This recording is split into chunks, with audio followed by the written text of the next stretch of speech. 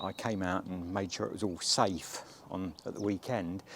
Before I did this job, I like to pressure wash the greenhouse down to get the algae, that grows. Have nothing in the winter. It's obviously in the UK. You can't, well, anywhere in the world really, you can't afford to heat small greenhouses these days.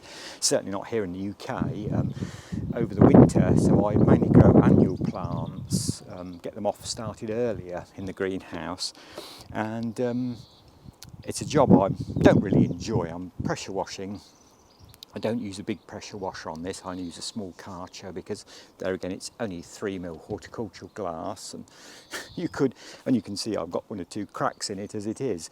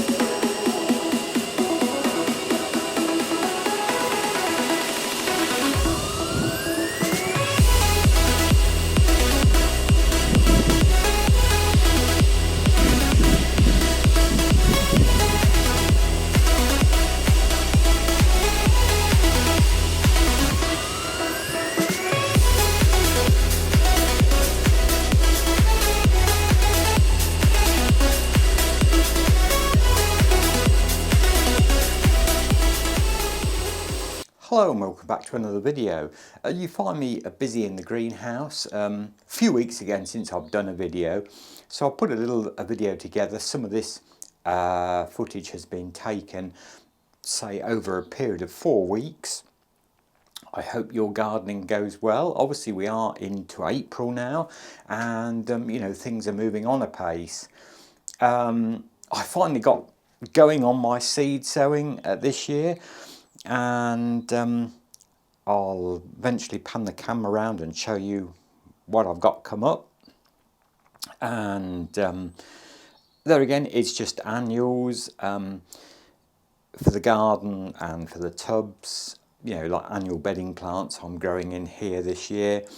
And these have all been grown obviously naturally from seed. I've started the seed off, and I still like to try and do that. I think it's a great leveler in gardening, and it some years you have better success with some things, some years you don't have any success at all with some things, but I do enjoy growing things from seed. I think it's a real challenge, and I think it's good. It's so easy these days to go into a garden centre or to an online shop and order. You can order plug plants, you can order garden ready plants, so you can go to the garden centre and buy those, which I'm not knocking them. They are fantastic. They open the annual market up to a lot more people, because realistically, if you're going to grow annuals for your garden, you can to a certain amount grow some on a windowsill and have a go at growing seeds, but realistically you do need a little greenhouse. And then in this country, unfortunately, one can't always rely on the weather. So then if you're going to grow certain kind of annuals, to raise them and get them started, you perhaps then have to look at a little bit of heat as well, which is very, very expensive these days. So the plug plants that you buy online or in garden centres, or the garden ready plants, do offer really good value. I have noticed, obviously, with the expense of what it must be costing commercial growers to grow these, prices have increased. Looking through, I've had a quick flick through the garden catalogues that firms send me, and I do see an increase, but I'm not surprised, because their heating and lighting costs in these big commercial glass houses growing these plug plants and garden ready plants must be phenomenal. But this is growing annuals on a very small scale. in a very 8x8 greenhouse, which is, as I've explained before, has been here nearly 50 years now.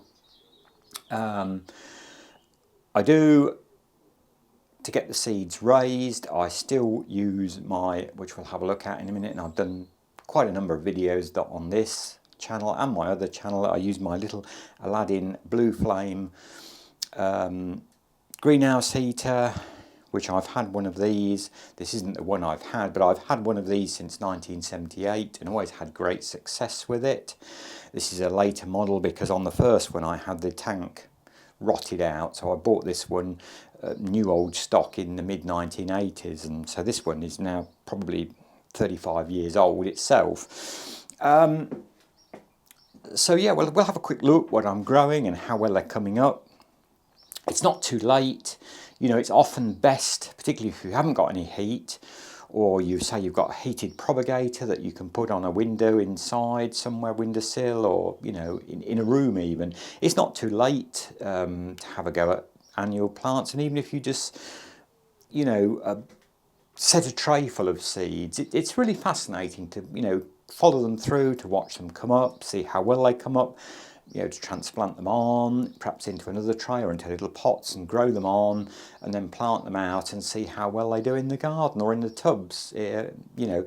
And I think a really good one, if you're new to growing annuals and you've never done it before and you'd like to have a go, I mean, something like the French marigolds. These are called, these are an unwind seed, these are marigold French, and these are orange winner, a nice double, very bright French marigold, which really does well. It likes tubs, it'll do well in the borders, and it brightens any garden up with a bit of vivid orange. I know, as I've said before, this is quite dated gardening now. A lot of people don't like too many annual plants, but I still do. You know, I started gardening way back in the early 1970s, well, even into the late 60s, you might say, and everybody had a certain amount of annuals, half-hardy annuals, you know, like the marigolds, lobelia, you know, and that kind of thing, petunias, and, you know, it wasn't summer in your garden if you didn't have some of those, even in just tubs and hanging baskets. So I still very much like a mass and right of various colours. You know, I don't mind, you know, planting orange with reds, or orange with blue lobelia, or orange with yellow marigolds. I love it. I think it can be so, you know, colourful, annual plants, and they're often overlooked. And so hopefully you can see, you know, we've got things like ageratum coming up here. We've got some bedding dahlias here, which there wasn't many in this packet, so I'm delighted how many have come up there. They are the dark leaf, more like the bishop. See, I think they're called bishop's children, bedding dahlias. Some more French marigolds there. Some very leggy. I think it's going to be a very tall sort. It's quite light in here, so I don't know quite why that's Cosmos, and that variety seems to have gone very leggy on me. But there again, it'll be okay. You know, there wasn't many seeds in that packet again. Now, I like to show my disasters as well as my successes, and these were Nicotiana, which are like a relative of the tobacco family, and they have nice like trumpet flowers, but nothing has come up in that tray yet. I'm not giving up on it just yet. You certainly want to give seeds, you know, 14 to 21 days maximum. After that period, if you haven't got any germination, it's unlikely that you will. So we've not given up on those, because that's only just over the week since they were set. Now there's another tray of another kind of Nicotiana, and you can see they have come up very well. We've got some asters over there, and some more marigolds, French marigolds they are. Some different kind of Cosmos there. It's a split tray with some zinnias, something I've not grown for many years. Some very unusual zinnias. Zinnias in my garden always seem to get grey mould botrytis. So we'll see how they go. I try and be careful with them and put those into individual little pots because they're expensive seeds. They're an F1 hybrid variety, and you only got, you know, perhaps maximum about 20 seeds in the packet. So there we go, we should be coming back and having a look at how things develop on into the greenhouse. I've got some other plants that I bought online as well, and which are coming, and we'll have a look at growing those on over the, you know, I don't just raise things from seed, although I still like to do that. I do like one or two other different things as well, particularly for my tubs, which, you know, I probably grow, as I've said before, you know, I order and grow as plug plants and grow them on. And obviously they aren't here yet, because this video was probably done, when you're seeing this video was probably done, you know, a couple of weeks ago, because I've been doing this video over a period of time. So we shall be coming back and having a look at what other plants I've got and how I treat those, how I grow them on. And as always, thank you for watching, and thank you to the new subscribers. That's really appreciate that greatly. Thank you. And as I say, if I'd got one, you know, tip, you know, that I would like to pass on to people, is, you know, do have a go at growing some seeds. It's very simple. You know, a tray of compost, let's say, on a windowsill, and, you know, like a packet of marigolds, and you'll be amazed how quickly they'll come up. So there we go, I'm rambling on as always, so until next time, take care, and I shall be back with an update on the greenhouse and how we're progressing on. And until that point in time, good gardening and my best wishes, and bye for now.